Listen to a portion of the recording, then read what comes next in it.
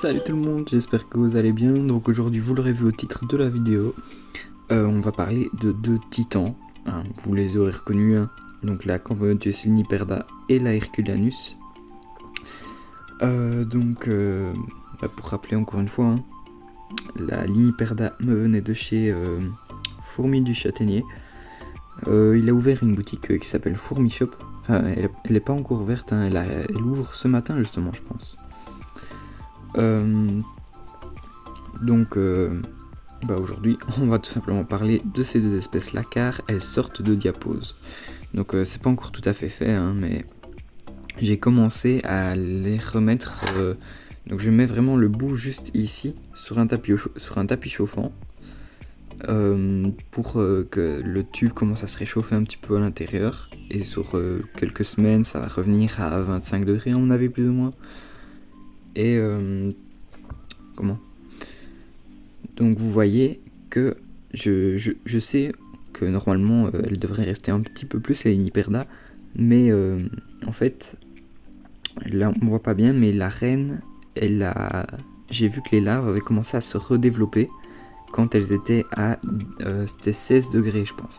À 16 degrés, les larves ont commencé à se redévelopper. Et puis j'ai monté un petit peu plus, 17, 18. Là je suis aux alentours de 20 degrés dans le tube avec le tapis chauffant. Et ma Herculanus, elle m'a fait une ponte. Et les larves se développent. Donc je pense que c'était les signes pour dire qu'il était temps d'arrêter la diapause. Donc là je vais directement mettre la macro et on va voir ça de plus près. Voilà donc d'abord la Herculanus. Là on peut voir la ponte qu'elle a refaite en dessous d'elle. Vous voyez, c'est une belle ponte. Toutes les ouvrières vont encore et toujours bien, hein. Donc là vous voyez une petite larve. Le tube est plutôt humide sur les parois, donc c'est compliqué de filmer, hein. Comme je vous l'ai dit, ça commence à se réchauffer dedans, donc la Herculanus, je l'avais eu de chez Ant House, hein, pour rappel. Celle-là, je vais m'en séparer malheureusement dans quelques temps. Mais ce sera pour acquérir de nouvelles espèces plutôt folles. Donc vous verrez ça bientôt. D'ailleurs, hein, pour vous mettre un petit peu de suspense, de nouvelles espèces ont déjà rejoint mon élevage. Je vous les montrerai sûrement dans 2 semaines, dans une autre vidéo. Comme ça, je vous mets un petit peu l'eau à la bouche, car vous verrez, elles sont super cool. Et dans 2 semaines, je reçois également une nouvelle espèce qui est au niveau de mes pots de miel. Donc vous verrez ça, c'est truc de malade. Donc là, je les ai nourris un petit peu avec du liquide protéiné pour le réveil de diapause, hein. Ça fait 1 semaine qu'elles sont plus dans le grenier, donc elles étaient il y a encore 1 semaine aux alentours de 13 degrés plus ou moins. Là je les avais sorties, je les avais remises dans l'étagère, donc elles étaient à 17, à 16-17, et puis elles remontaient encore, et avec le tapis chauffant on arrive à 20 degrés doucement. Donc là je les laisse stabiliser à 20 degrés et je réchaufferai ça plus tard. Donc là je vais vous passer sur la liniperda, hein. Et voilà la liniperda. Donc avec l'objectif macro, vous voyez qu'elle prend tout l'écran presque. Donc elle est vraiment énorme. Une superbe espèce que je compte bien garder, celle-là par contre. Car je vais faire un petit peu de tri dans mes espèces en fait, si vous voulez. Donc là vous voyez toutes les larves. Comme vous le savez sûrement, j'ai beaucoup de Campanotus. J'ai essentiellement de la Campanotus. Donc ce que je vais faire, j'ai gardé mes messors. Mes 2 messors, je vais les garder. Ma petite Lassus noire, j'hésite. Mes Scutellaris, je vais garder. Liniperda, je garde. Sanctus, je garde. Fetchenkoi, je garde. Les Abereri, j'hésite. Les Herculanus, elles vont partir. Donc mes 2 nouvelles espèces, il y en a une des 2 qui partira plus tard. Et j'ai encore quoi d'autre, moi?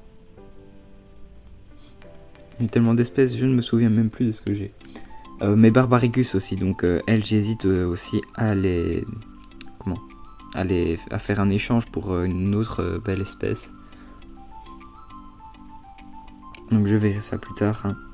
Ça sera pas avant fin avril. Donc la Herculanus, l'Hiniperda, je vais mettre mon doigt derrière, vous allez voir. Hop. Voilà. Donc elle est vraiment grande. Je pense que je vais même enlever la lentille macro en fait. Je vais enlever la lentille macro, vous verrez mieux. Hop, je vais la poser. Désolé, 30 secondes même pas. Hop. Voilà. Il faut que ça fasse le focus maintenant. Voilà. Et donc là, vous voyez mon doigt.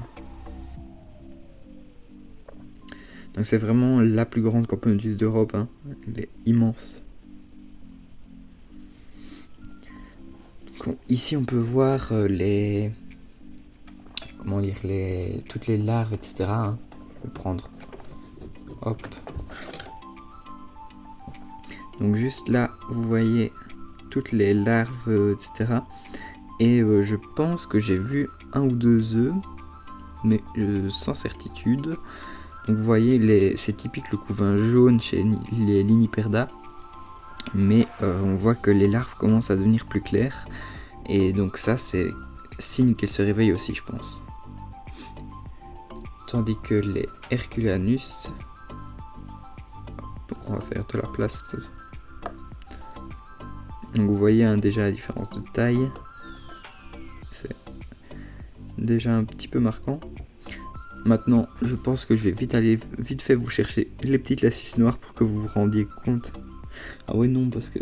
Non, elles sont dans un nid que vous verrez plus tard. Donc je vais pas vous les montrer maintenant, mais par contre je peux le faire avec des Scutellaris.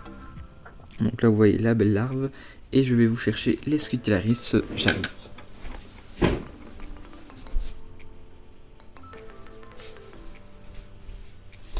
Et les voilà. Donc ici la Scutellaris avec deux ouvrières. Donc je mets le tube derrière. Comme ça, ça va vous permettre de vous rendre compte un petit peu de la taille donc de cette Camponotus géante. Donc vous voyez, c'est vraiment marquant la petite Scutellaris comparée à la Liniperda. Donc les Scutellaris aussi, hein. Tant qu'on y est, on va faire un petit tour. Donc j'ai quelques larves. Donc vous voyez, en fait j'ai arraché un tube avec un morceau de bois comme elles aiment bien le bois, et de l'humidité. Donc je sais que normalement c'est pas d'humidité pour elles, mais les miennes elles ont l'air d'apprécier. Donc même si elles ne sont pas collées contre le coton tout le temps, je les vois régulièrement, la reine aussi être vraiment proche du coton. Donc là on voit une petite ouvrière ici derrière.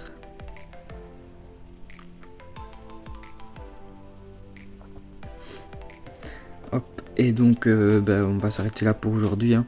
Donc comme ça vous aurez vu un petit tour des trois espèces. Où je pense qu'il va y avoir 2 vidéos aujourd'hui.